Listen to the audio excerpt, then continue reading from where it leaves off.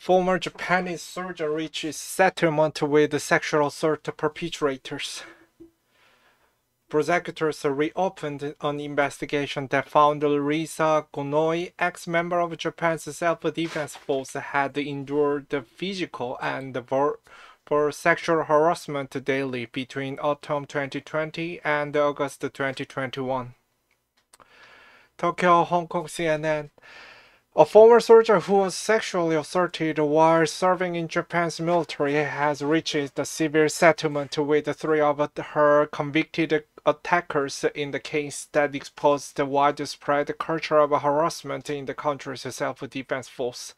The settlement, initiated by the three former soldiers who were found guilty of sexual assault by the Japanese court in December, includes them apologizing and paying a sum of money. Rina Gonoi said on her X account on Tuesday. She did not disclose the amount of money involved. Today, I would like to announce that the settlement has been reached in the civil trial with the three perpetrators who were found guilty in the criminal trial, Gonoi said.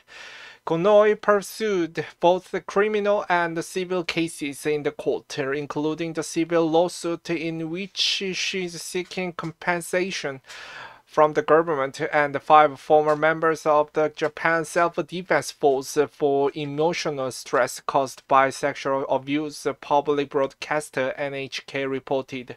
I'm relieved that the 3 years of fighting came to the end, and I'm feeling 3 years worth of exhaustion all at once. But I will take care not to get sick, Gonoi said on her Instagram account on Tuesday night.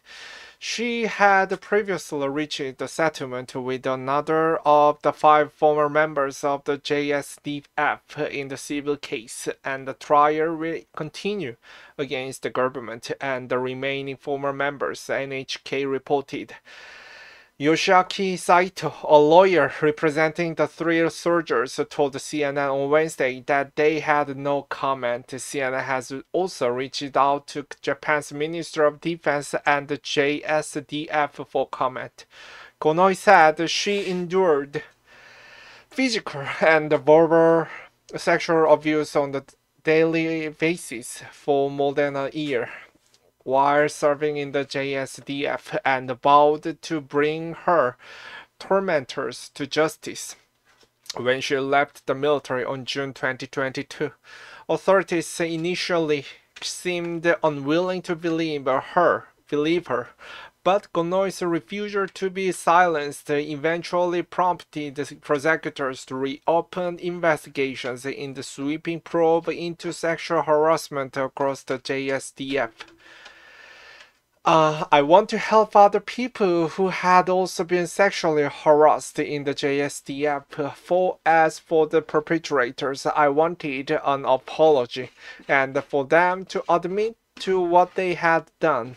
I wanted to prevent others from going through what I went through. That's why I spoke out, Gonoi told CNN last July.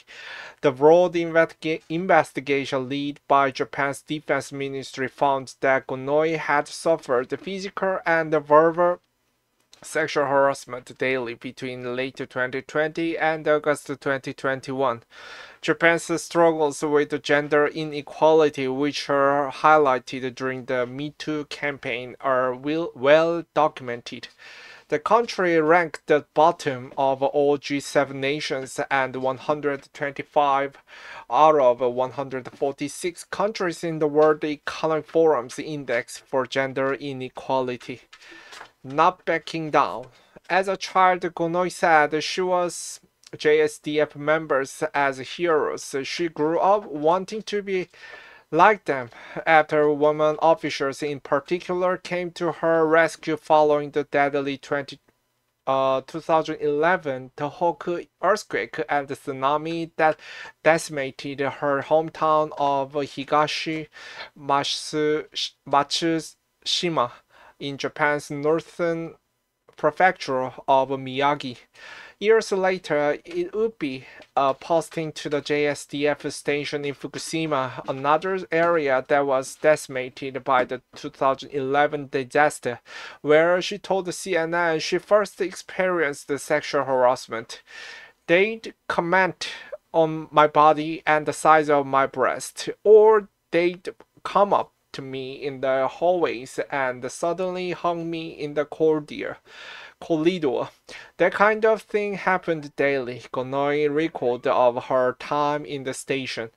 The last straw came in August 2021 when Gonoi said she was pinned to the dormitory floor as several senior male officers simulated sexual intercourse. It was this incident that convinced her to report her assailant.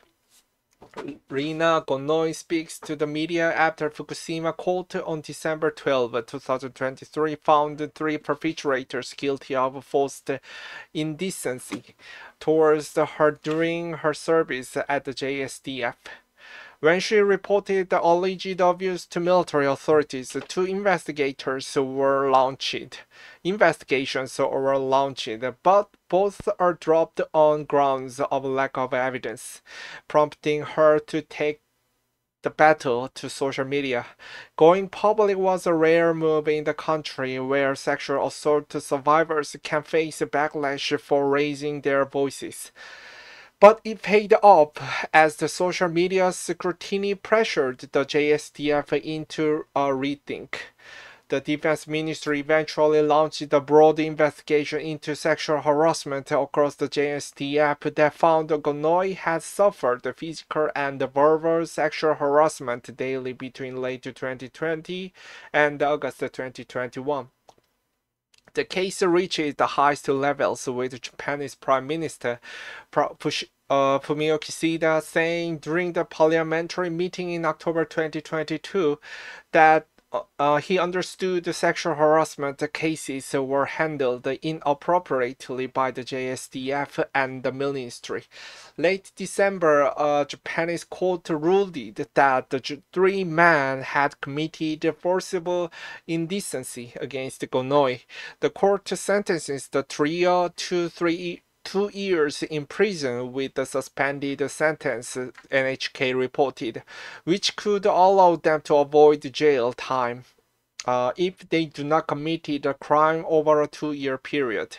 A landmark decision was the encouraging sign, but the country still has a long way to go to change both the criminal justice system and the culture of victim blaming that undermines the credibility of survivors, according to Amnesty International's East Asia researcher Boram Jang. Rina Gonoi dared to speak out to break the cycle of impunity for gender-based violence in Japan. This is the rare victory not just for her, but for all victims and survivors of sexual assault in Japan, many of whom suffer in silence, Jeong said in a statement after the ruling.